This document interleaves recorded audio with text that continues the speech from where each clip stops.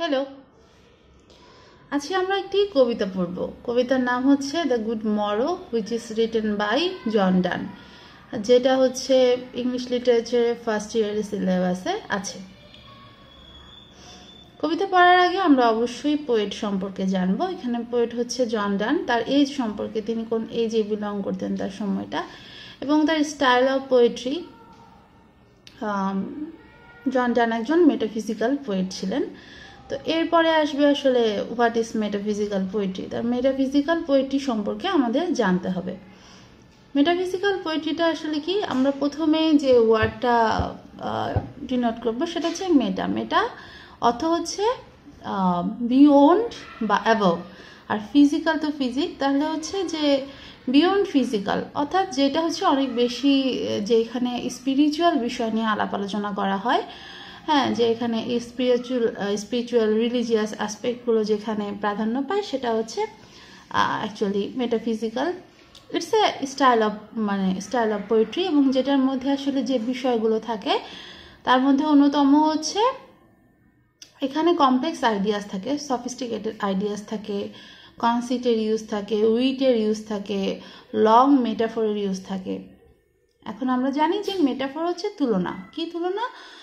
দুটা ডিসিমিলার অবজেক্টের মধ্যে তুলনা। তাহলে কনসিপ্টটা কি? কনসিপ্ট হচ্ছে একদমই মিল নাই এরকম দুটো বিষয়ের মধ্যে তুলনা। ওকে, এগুলো আস্তে আস্তে আমরা জানবো। এরপরে মেটাফিজিক্যাল পোয়েট্রির পরে আমরা যে পোয়েট্রিটা পড়তেছি, এটা কোন, এটার স্টাইল কি, এটার স্ট্যান্ডাটা কিসে আছে? তো এটা হচ্ছে আয়াম্বিক পেন্টামিটারে আছে, যেটার রাইম বলা হয় A B E C C. এখন আমরা অনেকেই হয়তো জানি যে প্রথম লাইনের সাথে যখন থার্ড লাইনের লাস্টের ওয়ার্ডের একটা মিল থাকে, তখন সেটাকে এ ডিনোট করা হয়। যেমন এখানে 2 নম্বর লাইনটা যদি আমরা একবার পড়ি, তাহলে এটা ক্লিয়ার হচ্ছে যে did till we loved, were we not weaned till then. এর সাথে 4 নম্বর লাইনটা হচ্ছে or snorted we in the 7 sleepers den. তো দেন এবং ডেন যখন মিলে যায়, তখন সেটাকে আমরা বিতে ফেলি, এভাবে আর কি। তো এরপরে হচ্ছে যে এখন আমরা কবিতাতে আসি। প্রথমে হচ্ছে জন ডান যে কবিতাটা পড়ছেন, গুড মরো, শুভ দিন। এখানে বলছে আই ওয়ান্ডার বাই মাই ট্রোট, আমি খুব অবাক হয়ে যাই, এবং আমি শপথ করে বলছি আমি অবাক হয়ে যাই। তো তিনি কি বিষয়ে অবাক হন? তিনি আসলে এখানে তিনি নিজেই স্পিকার। যখন একজন কবি নিজে কোনো কিছু বলছেন, ব্যক্ত করছেন, তখন তাকে আমরা স্পিকার বলি। তো তিনি নিজেই স্পিকার, এবং তিনি তার বিলাভডকে, প্রেমিকাকে বলছেন হোয়াট দাও অ্যান্ড আই ডিড। দাওয়ের অর্থ হচ্ছে তুমি। তো আমাদের বাংলা ভাষায় যেমন তুমি, তুই, আপনি আছে, তো তেমনি ইংরেজি লিটারেচারে দাও, দি, মানে আমরা যেমনটা তুই অনেকটা আপন করে বলি, তারা কি বলে না, তারাও বলে দাও, বলে দি, বলে ডি টিল উই লাভড, মানে হচ্ছে যে কবি বলছেন যে আমরা একে অপরকে ভালোবাসার আগে আসলে কি করছিলাম। Were we not weaned till then. উইন্ডের অর্থ হচ্ছে যে একটা শিশুকে যখন দুধপান ছাড়ানো হয়, মাতৃদুগ্ধপান ছাড়ানো হয়, সেই সময়টাকে উইন্ড বলে। তো তিনি তাদের দুজনকে কম্পেয়ার করছে যে আমরা কি ছিলাম, আমাদেরকে কি মাতৃদুগ্ধ পান করা ছাড়ানো হচ্ছিল। তো এখানে আমি বলেছিলাম যে মেটাফিজিক্যাল পোয়েট্রিতে কনসিটের ইউজ থাকে। এটা একটা খুব ভালো কনসিটের ইউজ, যে কনসিট কি, একদমই ডিসিমিলার দুটা অবজেক্টের মধ্যে তুলনা। যেমনটা হচ্ছে যে হাইলি আনলাইকলি, মানে তাদের দুজন প্রেমিকার প্রেমে পড়ার পূর্বের যে ব্যর্থ সময়টা, সেই ব্যর্থ সময়টাকে একটা শিশুর দুধ পান ছাড়ানোর সময়ের সাথে কম্পেয়ার করা যায়। একদমই দুটো ডিফারেন্ট থিং। তো এই যখন এরকম ডিফারেন্ট জিনিসের মধ্যে তুলনা করা হয়, তখন সেটাকে কনসিট বলে। এখন অনেক সময় এরকম প্রশ্ন থাকে যে যেমন গুড মরো পোয়েমে কনসিটের ইউজটা দেখো, তখন এই জায়গাটাকে আমরা ব্যাখ্যা করতে পারি। তো বলছে যে but sucked on country pleasure childishly. এখানে কান্ট্রি প্লেজার বলতে বোঝানো হয়েছে আসলে পৃথিবীর যে বস্তুগত সুখ বা ম্যাটেরিয়াল যে হ্যাপিনেস, ম্যাটেরিয়াল যে সুখ, এই সুখটাকে, বা আমরা যে আসলে অনেক শিশু সুলভ ছিলাম, আমরা যে আসলে অপরিপক্ক ছিলাম, এই বিষয়টাকে বলা হচ্ছে। Or slaughtered we in the seven sleepers den, মানে আমরা কি এতটাই শিশু ছিলাম, আমরা কি এতটাই অপরিপক্ক ছিলাম, নাকি আমরা নাক ডেকে সেভেন স্লিপার্স ডেনের মধ্যে ঘুমাচ্ছিলাম? এখন কথা হচ্ছে সেভেন স্লিপার্স ডেন কি? সেভেন স্লিপার্স হচ্ছে ডেন একটা বিবলিক্যাল রেফারেন্স। যখন কোনো রেফারেন্স বাইবেল থেকে সরাসরি নেওয়া হয় তখন তাকে বিবলিক্যাল রেফারেন্স বলা হয়। তো এরকম কথিত আছে, মানে এটাকে ধরা হয় সত্য একটা ঘটনা, যে একজন এম্পায়ার ছিলেন, তিনি হচ্ছে, তার নাম ছিলেন ডিসিয়াস, এবং তিনি ছিলেন একজন পেগান এম্পায়ার। তো তিনি তার জায়গায়, তিনি তার যে রাজ্যে কোনো হচ্ছে খ্রিস্টিয়ানিটি বা খ্রিস্টিয়ান পিপুল পছন্দ করতেন না, এবং খ্রিস্টান প্রচুর মানুষকে তিনি মেরে ফেলেছিলেন। তো একটা সম্ভ্রান্ত পরিবারের 7 ভাই ছিল, যারা 7 জনই হচ্ছে খ্রিস্টিয়ানিটিতে বিলিভার ছিল। তো তাদেরকে তিনি অনেকভাবে নোটিস করার পরেও তারা হচ্ছে এখান থেকে বের হয়ে আসেনি। তো তখন ডিসিয়াস তাদেরকে হচ্ছে পারসিকিউশন করেছিল, তাদেরকে অত্যাচার করেছিল, নিগ্রহ করা। তখন এই 7 ভাই করেছিল কি, একটা গুহার মধ্যে আশ্রয় নিয়েছিল। তো এটা জানার পরে এম্পায়ার হচ্ছে ডিসিয়াস সেই গুহার সামনে যায়, এবং সেই পাহাড়ে এত অন্ধকার ছিল গুহার ভিতরে যে তিনি তার সৈন্যদলকে নিয়ে সেখানে যাওয়ার সাহস করতে পারেননি। তো করেছিলেন কি, ওই গুহার যে বড় ফাঁকাটা ছিল যেটা দিয়ে তারা প্রবেশ করেছিল, সেখানে একটা বড় পাথর দিয়ে দিয়েছিলেন। তো এই 7 ভাই সেখানে প্রায় 300 বছর ঘুমিয়েছিল। তো এটাকে বলা হচ্ছে যে সেভেন স্লিপার্স ডেন, যে আমরা কি সেই 7 ভাইয়ের মতো এরকম 300 বছর কি নাক ডেকে ঘুমাচ্ছিলাম, মানে কি ব্যর্থ সময় পার করেছি আমরা। আর হচ্ছে তিনি আসলে এখানে জর্ডান এটাও বোঝাতে চেয়েছেন যে এর আগে তিনি যেসব সম্পর্কে জড়িয়েছেন বা যাই করেছেন সেগুলো আসলে তার কাছে বিফল ছিল। এখন তার বিলাভডকে পেয়ে এটাই তার সত্যিকারের ভালোবাসা মনে হচ্ছে। আমরা কোনো কিছু মানে একটা যোগ্য মানুষ, বিশ্বাসযোগ্য মানুষ বা একটা রাইট পারসন পাওয়ার আগে বা তাকে পাওয়ার পর যেটা বলি না, যে এতদিন তুমি কোথায় ছিলে, আমার সময়টা তো একদমই মানে বেকার গেছে, এতদিন তুমি কোথায় ছিলে, এই যে বিষয়গুলো আসে এগুলো। তো এখানে বলছে দাও so but this all pleasure fancies be, এবং আমাদের এই আগের সময়টাকে আমার কাছে খুবই মানে ফ্যান্সি, কল্পনাতীত মনে হচ্ছে। If ever any beauty I did see, যদি আমি পৃথিবীতে কোনো সৌন্দর্য দেখে থাকি, এখানে আসলে এই সৌন্দর্য দিয়ে বলা হচ্ছে যে আমরা জানি যে জর্ডান হচ্ছে অনেক বেশি উইমেনদের সাথে সম্পর্কিত ছিলেন, মানে তার মানে যে পরিচিত যে ব্যাকগ্রাউন্ড, সেখানে উইমেনদের আনাগোনা বেশি ছিল। তো তিনি বলছে যে আমি এত উইমেন দেখেছি, এত সৌন্দর্য দেখেছি, উইচ আই ডিজায়ার, যেটার আকাঙ্ক্ষা আমি করেছিলাম, বা অ্যান্ড গড, যেটা আমি পেয়েছি, দাউস but to dream of thee, সেটা আসলে কি, সেটা আসলে ছিল তোমার স্বপ্ন বা তোমাকে পাওয়ার স্বপ্ন। এটা হচ্ছে ফার্স্ট স্ট্যান্ডার, যে স্ট্যান্ডারতে কবি আসলে তার সত্যিকারের ভালোবাসা খুঁজে পেয়েছেন, সত্যিকারের মানুষটাকে খুঁজে পেয়েছেন, এবং তার পূর্বে তিনি কি ব্যর্থ সময় কাটিয়েছেন।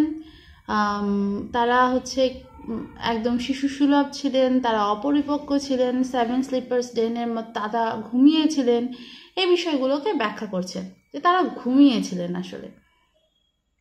And now good morrow to our waking souls, এটা হচ্ছে সেকেন্ড স্ট্যান্ডাতে তিনি আসলে তাদের যে জেগে ওঠা আত্মা বা জেগে ওঠা যে সোল, তাকে বলছে যে শুভদিন সম্ভাষণ জানাচ্ছেন, which watch not one another out of fear.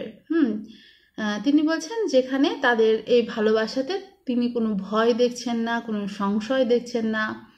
বলছেন for love all love of other sides control, মানে আমাদের ভালোবাসা এতটাই ভালো, এতটাই প্রিয়, এতটাই সুন্দর যে আমাদের মধ্যে থার্ড কোনো পার্টি আসতে পারবে না, এবং আসতে চাইলেও আমাদের ভালোবাসা সেটাকে কন্ট্রোল করে ফেলবে।